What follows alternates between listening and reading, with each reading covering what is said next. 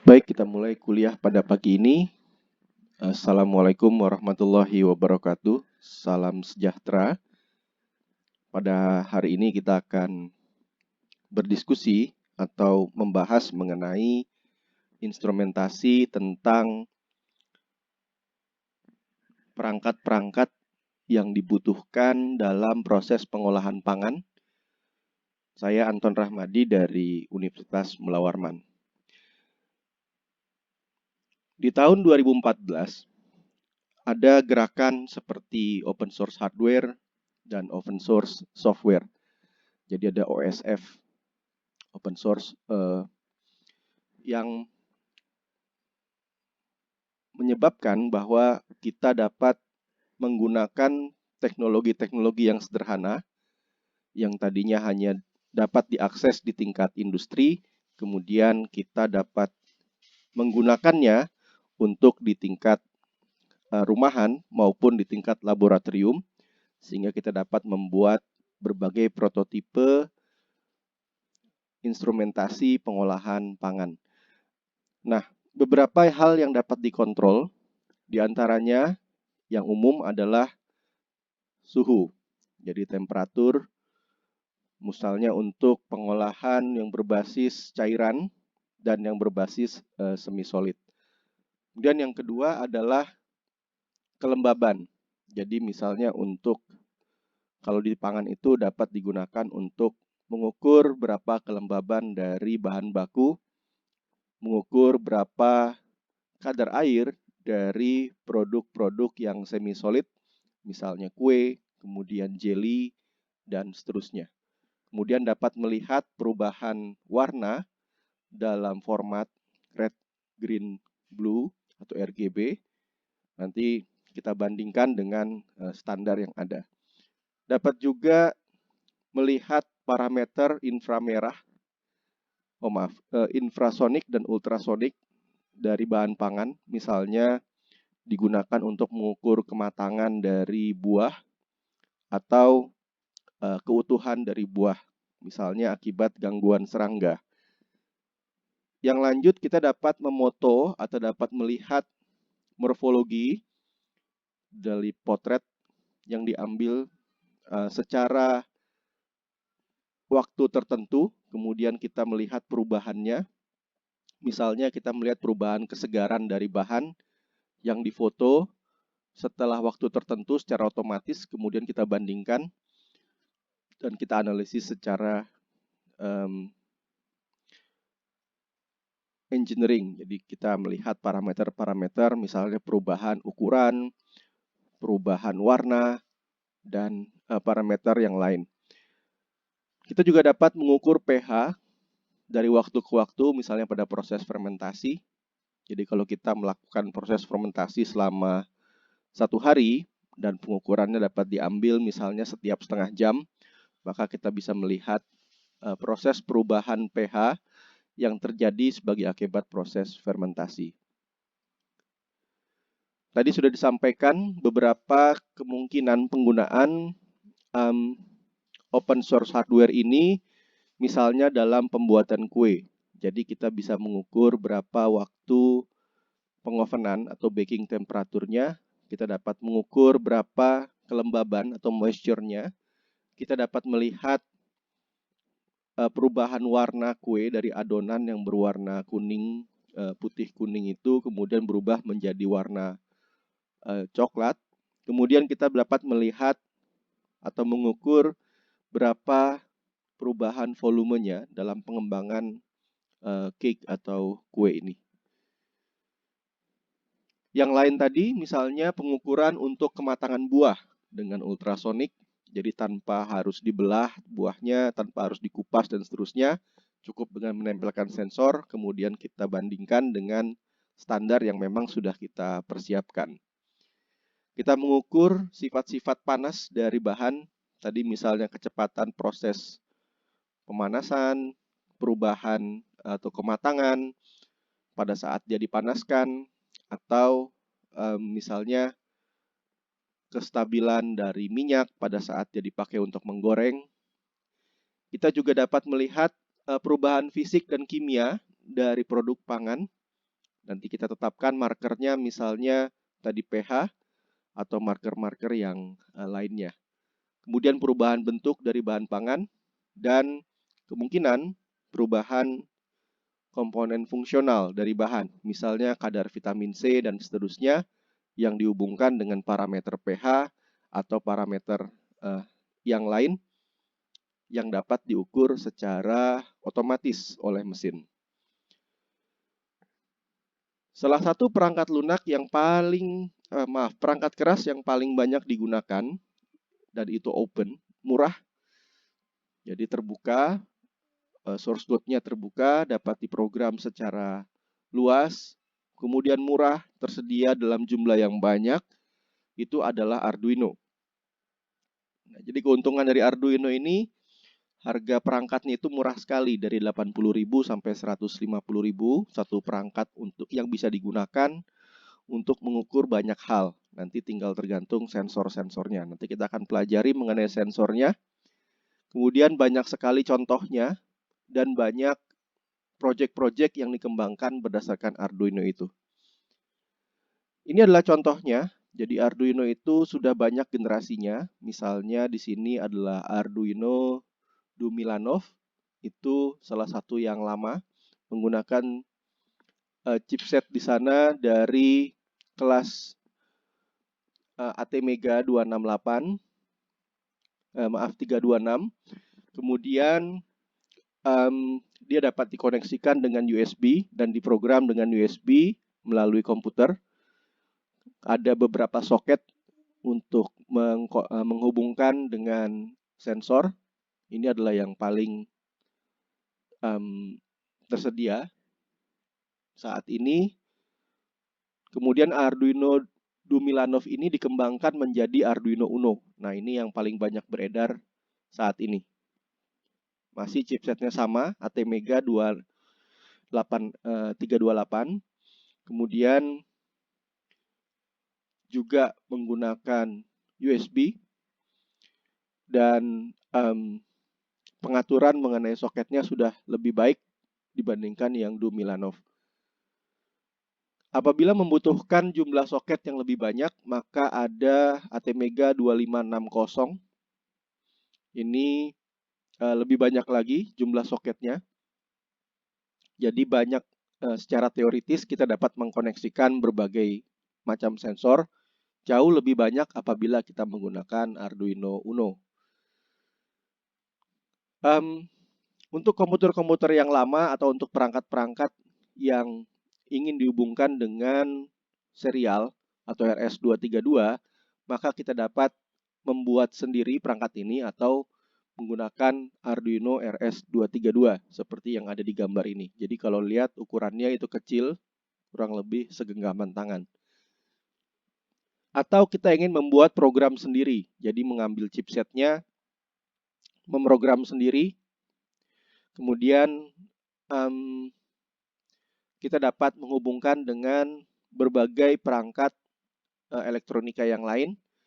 Jadi ini adalah konsep dari Arduino yang berbasis satuan perangkat. Jadi ada resistornya, kemudian ada kapasitornya, ada di situ clock-nya, kemudian ada LED-nya sebagai indikator, dan kabel-kabel penghubung, serta koneksi USB yang dapat dihubungkan ke komputer. Arduino yang lain adalah Arduino Nano. Ini kecil sekali, kurang lebih seukuran 2 jari. Ini dapat kemampuannya kurang lebih sama dengan yang Uno, akan tetapi memang terminal-terminal konektornya itu harus disolder sendiri secara manual. Kemudian jumlah pinnya sama dan dapat dikoneksikan dengan USB untuk pemrogramannya. Kalau kita lihat boardnya, maka kita akan mengenali beberapa tipe konektor. Di antaranya adalah konektor yang dapat kita program secara digital dan konektor yang dapat diprogram secara analog. Bedanya kalau digital itu luarannya berbentuk 0 dan 1. Kalau yang analog itu berbentuk kurva sinusoidal.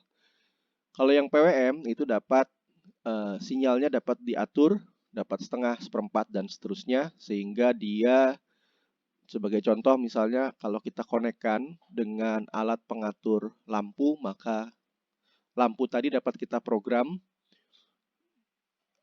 dengan PWM tadi, kemudian mesin-mesin dapat diprogram dengan PWM tadi, sehingga kecepatan rotasi mesin dapat kita atur, cahaya, intensitas cahaya lampu juga dapat kita atur.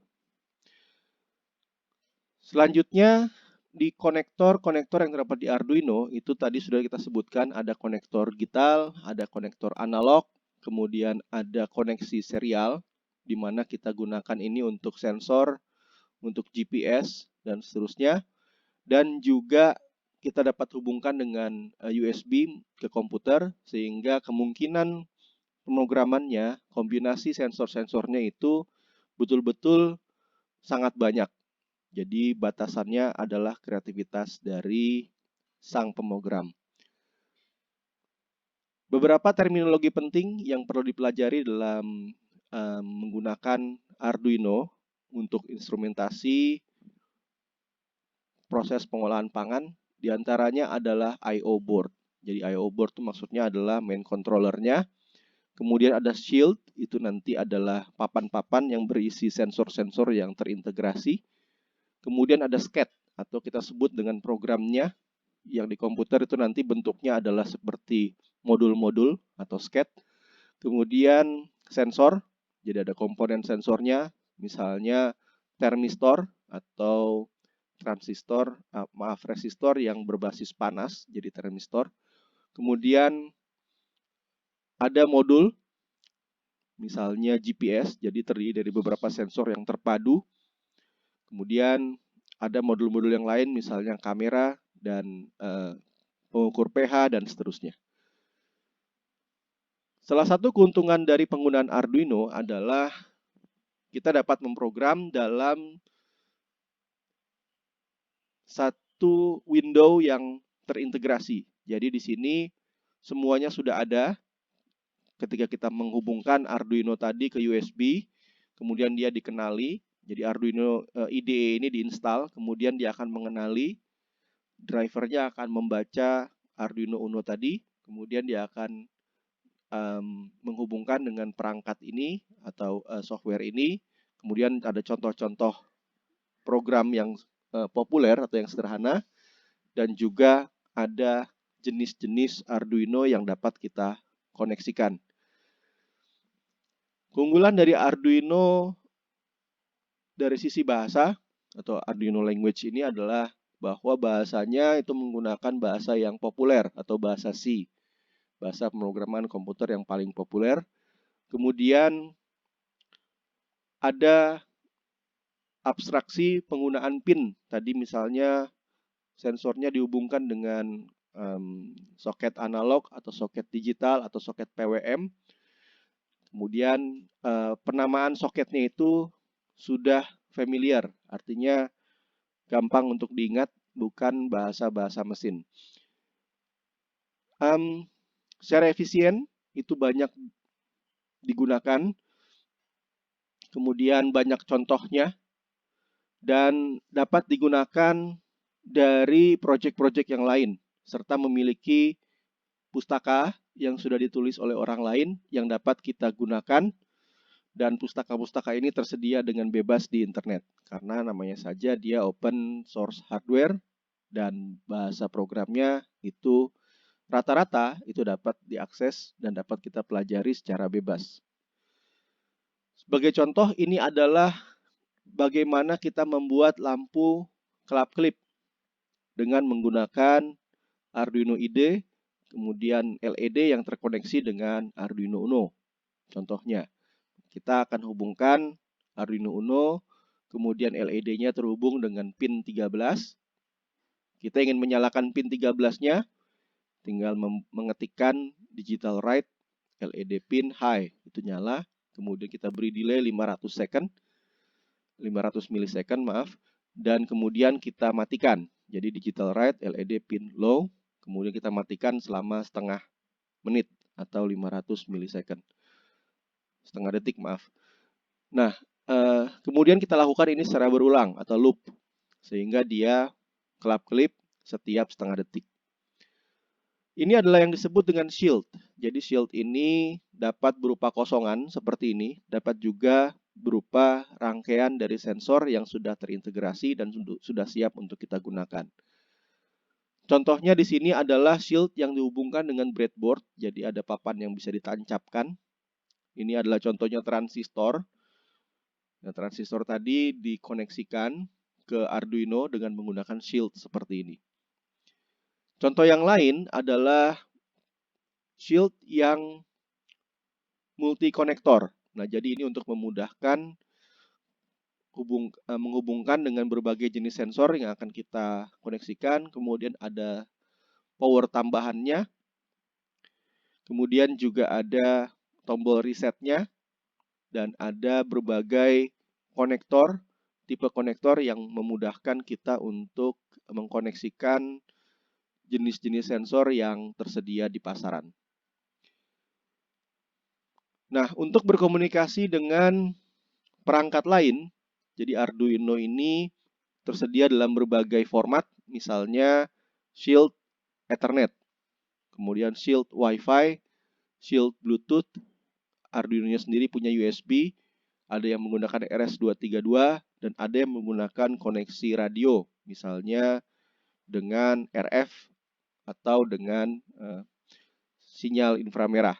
Jadi kita bisa mengirim sinyal ke mesin Arduino tadi secara remote atau tanpa menggunakan kabel dengan menggunakan protokol-protokol yang lain, misalnya tadi Wi-Fi, Bluetooth, sinyal inframerah, dan radio RF. Kemudian juga ada shield yang dapat terintegrasi dengan media penyimpan, misalnya micro SD. Ini contoh dua shield yang terhubung dengan Wi-Fi dan micro SD. Jadi kita dapat memprogram Arduino tadi melalui Wi-Fi-nya. Jadi setelah kita tanam programnya, kita koneksikan melalui Wi-Fi ini, kemudian Arduino-nya dapat kita program untuk menerima dan mengirimkan data menggunakan Wi-Fi. Dan kita dapat program dia untuk menyimpan buffer datanya di media penyimpan micro SD. Ini adalah contoh yang Wi-Fi shield yang lain yang bisa dihubungkan dengan antena. Jadi kalau kita letakkan misalnya dia di atas tiang untuk misalnya sensor iklim atau stasiun cuaca, maka kita dapat tanamkan di sini Wi-Fi shield-nya, diberi antena, jadi nanti kita tidak perlu memanjat-manjat ke lokasi tersebut. Bahkan kita dapat buat dia sebagai micro BTS, dapat kita perkuat dengan antena yang cocok, pemancar yang sesuai, sehingga kita dapat kontrol dia dari jarak yang cukup jauh. Yang lain adalah Bluetooth. Jadi kita hubungkan dengan shield Bluetooth. Di sini misalnya diberi power 5 volt, kemudian Bluetooth tadi dapat dikoneksikan dengan Bluetooth yang ada di komputer, sehingga Arduino tadi dapat berkomunikasi dengan komputer kita. Ini yang model RS-232. Kemudian ini yang dihubungkan dengan chip USB, biasanya digunakan untuk memprogram Arduino Nano atau Arduino yang bersifat microcontrollernya saja atau kita rakit sendiri. Nah, ini adalah contoh berbagai shield yang digunakan. Yang paling atas itu adalah USB, kemudian ada 4 shield yang lain, dan kemudian di bawah adalah mega shield atau konektor-konektor yang jumlahnya sangat banyak tadi, kemudian ditanamkan dalam Arduino. Jadi kita bisa saja menggabungkan beberapa shield menjadi satu sehingga produknya dapat digunakan untuk berbagai kepentingan. Kita beralih ke sensor. Jadi contoh sensornya ada moisture sensor atau sensor kelembaban yang sifatnya ditanam. Misalnya kita gunakan di sini untuk mengukur berapa kelembaban dari kue atau kelembaban dari makanan. Jadi sensornya tadi cukup ditancapkan ke makanan tadi, kemudian dia akan membaca. Karena ini basisnya adalah kapasitatif, jadi membaca berapa resistansi atau kemudahan dari satu gelombang atau tegangan yang dikirimkan dari satu elektroda ke elektroda yang lain. Kemudahannya itu berapa banyak. Kalau dia mudah, maka moisture-nya cenderung tinggi. Kalau dia sulit, maka moisture-nya cenderung rendah. Berikutnya di sebelahnya adalah kontrol untuk atau sensor untuk suhu. Jadi untuk di sini mengukur suhu. Ini contoh yang paling populer, Dallas 18B20. Ini yang paling populer dan banyak ditemukan dan banyak mudah untuk dibeli. Ini sensor yang biasanya digunakan di mainboard komputer untuk mengukur berapa panas suhu yang ada di dalam mainboard komputer tadi. Kemudian ada lagi sensor yang sudah diberi pelapis. Dalam hal ini sudah dibungkus sehingga dia waterproof, dapat dicelupkan. Dan ini berbagai versi. Ada yang bisa sampai suhu di atas 100 derajat, ada yang suhunya maksimal 100 derajat. Nah, ini akan bermanfaat sekali kalau misalnya kita ingin mengukur proses fermentasi, pasteurisasi, dan seterusnya. Jadi sensor-sensor inilah yang modelnya kita gunakan. Kemudian ada semacam kamera atau RGB color sensor. Jadi kalau kamera menangkap gambar, kalau RGB color sensor itu dia menangkap sinyal. Jadi sinyal merahnya berapa, sinyal birunya berapa, sinyal hijaunya berapa, kemudian diterjemahkan dalam bentuk angka. Jadi RGB itu dari 0 sampai 255. R 0 sampai 255G, 0 sampai 255B, kemudian dikombinasikan sehingga ada 16 juta warna yang dapat ditangkap kombinasinya oleh sensor ini. Sensor-sensor yang lain, sensor gas, misalnya untuk mendeteksi kebocoran LPG atau untuk melihat hasil dari sebuah proses pemanasan, apakah dia melepaskan CO2, melepaskan nitrogen, melepaskan gas-gas yang lain, ya, metana, alkohol, dan seterusnya. Kemudian ada gabungan antara sensor suhu dan kelembaban. Ini misalnya SHT-15, itu biasa kita gunakan di alat yang di laboratorium untuk pengeringan, itu DHT-22 dan DHT-11. Ini contoh yang lain, SHT-15. Atau sensor untuk fingerprint, juga dapat kita sertakan. Kemudian sensor untuk mengukur kedalaman air, kita sebut dengan flex sensor.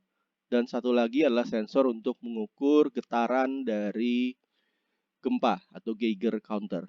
Jadi ada banyak sekali sensor yang dapat dikoneksikan dengan Arduino ini.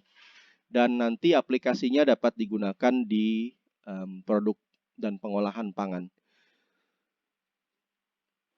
Nah, yang diperlukan setelah kita mengenal sensor, kita mengenal shield, kita mengenal berbagai jenis Arduino yang dapat kita koneksikan, maka yang diperlukan adalah kemampuan pemrograman. Jadi, setidaknya kita mengetahui bagaimana cara mengoperasikan sensor tadi, cara mengirimkan teks, cara mengirimkan suara, cara mengirimkan sinyal listrik, kemudian cara membacanya. Sensor itu ada dua, ada yang mengirimkan sinyal, ada yang hanya menerima sinyal. Itu yang kalau yang hanya menerima sinyal kita sebut dengan pasif sensor. Kalau yang dia mengirimkan dan menerima sinyal kita sebut dengan aktif sensor. Ada yang dia menggerakkan dinamo yang kita sebut dengan motor atau servo. Kemudian ada yang menimbulkan gelombang suara kita sebut dengan buzzers. Nah, misalnya di sini untuk yang text display ada yang model LCD, ada yang model touchscreen.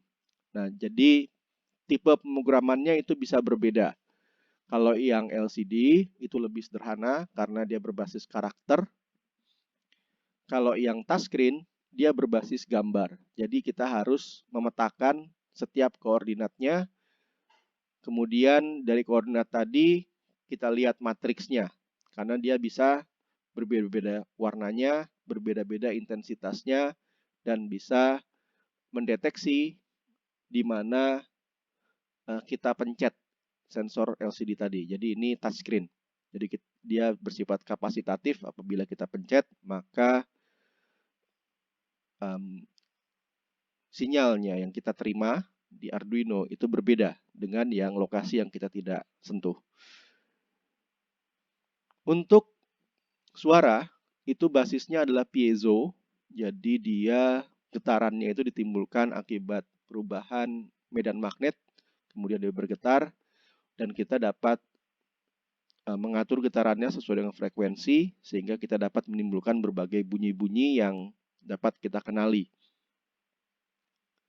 Pasif sensor itu banyak sekali, misalnya untuk electromagnetic energy, cahaya, night vision, radio, kemudian acoustic energy, untuk suara, suara ultrasonik, getaran, seismic energy, misalnya gempa, kemudian bom, dan seterusnya. Jadi berbagai jenis sensor ini dapat dikoneksikan dan dapat diprogram. Akan tetapi sensor-sensor yang pasif itu tidak atau kurang akurat dibandingkan sensor-sensor yang aktif, karena biasanya digunakan hanya untuk memonitor. Untuk yang aktif sensor, itu kita mengirimkan gelombang radio, kemudian kita mendapatkan sinyalnya berupa ekonya. Ada yang sifatnya radio, ada yang akustik, dan ada yang cahaya. Ya, jadi kalau aktif sensor ini, kalau yang sifatnya mengirimkan dan menerima, itu pihak lain itu dapat membaca bahwa kita sedang melakukan proses probing atau mencari gelombang echo.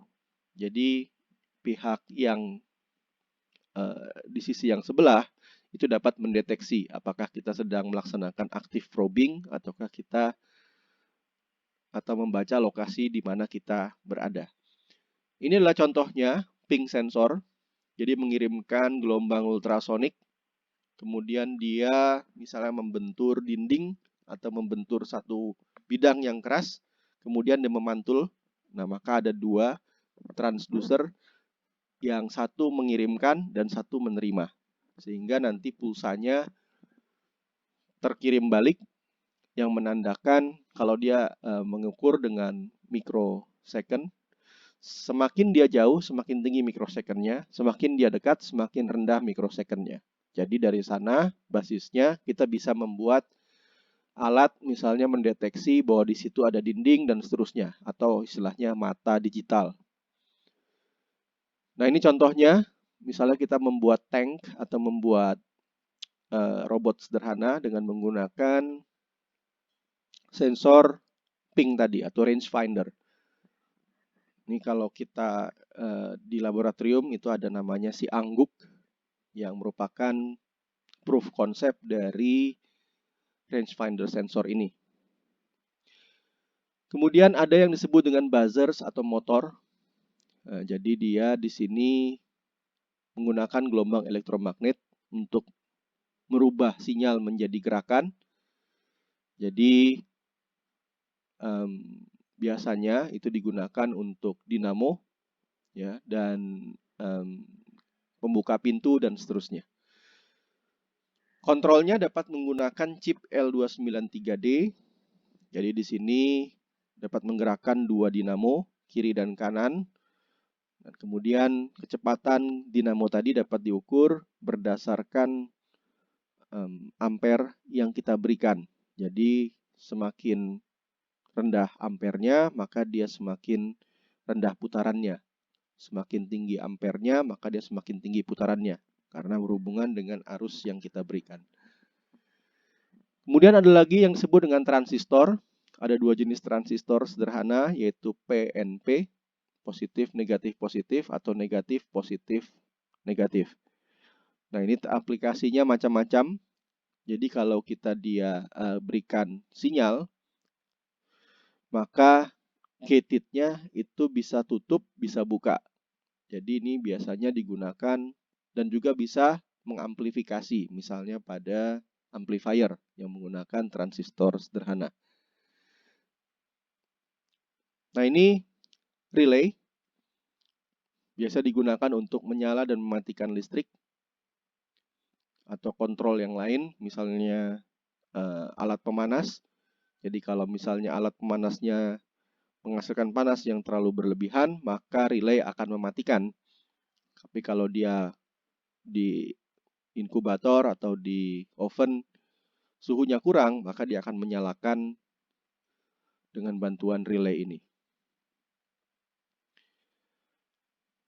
Nah, ini relay yang lain dapat digunakan selain relay mekanik, juga dapat digunakan relay solid state yang basisnya sebenarnya adalah transistor. Servo itu mirip dengan dinamo, akan tetapi dia putarannya bisa bolak-balik dan biasanya itu ada aturannya. Misalnya hanya maksimum 360 derajat atau dia bisa lebih, dan kemudian akurasinya lebih tinggi dibandingkan dinamo biasa karena servo ini basisnya dia ada semacam feedback sensingnya. Kalau dinamo itu biasanya tidak ada. Nah, servo motor ini yang digunakan misalnya untuk menggerakkan tangan elektronik dalam proses mekanisasi pengisian bahan di produk pangan. Jadi ada berbagai contoh dan kita harus melaksanakan kalibrasi terhadap mesin-mesin yang berbasis servo tadi. Ini dalam gambaran servonya, jadi yang sederhana. Misalnya kita gunakan untuk memindahkan produk dari satu meja ke meja yang lain dengan tangan elektronik tanpa perlu bantuan sentuhan dari manusia. Jadi dia bergerak, misalnya mejanya di sebelah kiri dan sebelah kanan, maka servo tadi akan mengambil gelas yang ada di meja sebelah kiri, kemudian dia memindahkannya ke di sebelah kanan secara otomatis.